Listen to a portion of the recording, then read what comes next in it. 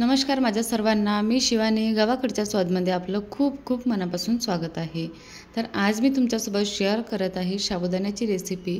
तसं बघितलं गेलं तर साबुदाणा सर्वांनाच बनवता येते, पण एकदा तरी तुम्ही अशा पद्धतीने बनवून बघा, म्हणजे आणखी खायला टेस्टी वाटेल। तर त्यासाठी काय केलं मी, अर्धा कप शेंगदाणे छानपैकी असे खरपूस होईपर्यंत, फूल निघतपर्यंत आपल्याला भाजून घ्यायचं आहे। भाजल्यानंतर त्याची पूर्ण फूल साफ करून घ्यायचे आणि मिक्सरच्या पॉटमध्ये टाकून आपल्याला दरदरसं वाटून घ्यायचं आहे।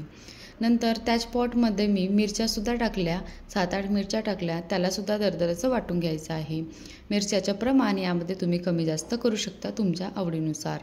नंतर हा भिजलेला साबुदाणा आहे, मी 4-5 तासाच्या अगोदर भिजायला ठेवला होता, छानपैकी हा भिजलेला आहे। तर त्यामध्ये मी जो बनवलेला शेंगदाण्याचा कूट आहे तो टाकून एकत्र करून घेतलेला आहे।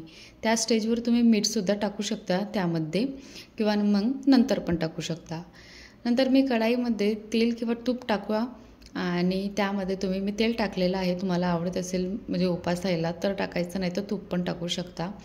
तर जिरं आणि कढीपत्ता टाकलेला आहे, सोबतच मिरच्याचा जो बनवलेला पेस्ट होता तो सुद्धा टाकायचा। छानपैकी याला तेलामध्ये थोडंसं शिजू द्यायचा। नंतर त्यामध्ये काळी मिर्च पावडर टाकायचं आहे। काळी मिर्च पावडर टाकणं हे म्हणजे कसं स्पायसी बनवण्यासाठी मी यामध्ये टाकलेलं आहे, तुम्हाला नाही आवडत असेल तर त्याला स्किप करू शकता। सोबतच 2 मी असे मोठ्या आकाराचे आलू घेतले, त्याला अशा प्रकारे स्लाइसमध्ये कट करून टाकलेले आहे।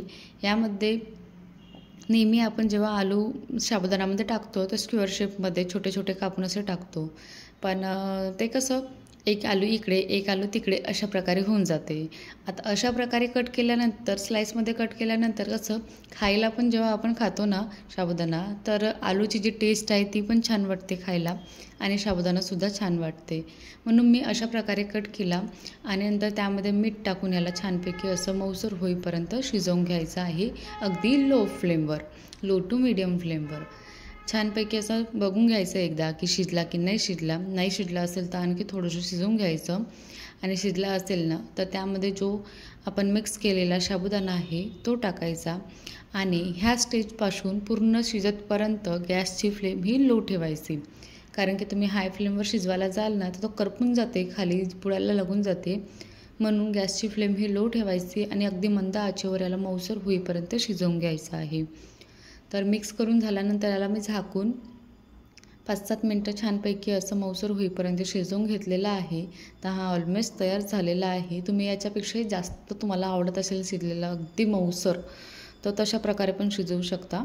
मला फक्त इतक्या स्टेजवर शिजलेला आवडते म्हणून मी एवढा शिजवला आहे, असं नाही आहे की कच्चा आहे बा म्हणून, हा सुद्धा शिजलेला आहे।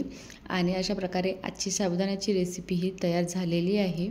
कशी वाटली तुम्हाला आजची रेसिपी? आवडली असेल ना तर एकदा तरी अशा पद्धतीने बनवून बघा आणि माझ्या चॅनलला सबस्क्राईब करायला विसरू नका। असेच व्हिडिओ बघत राहा, एन्जॉय करत राहा आणि खातसुद्धा राहा। Thank you so much, bye.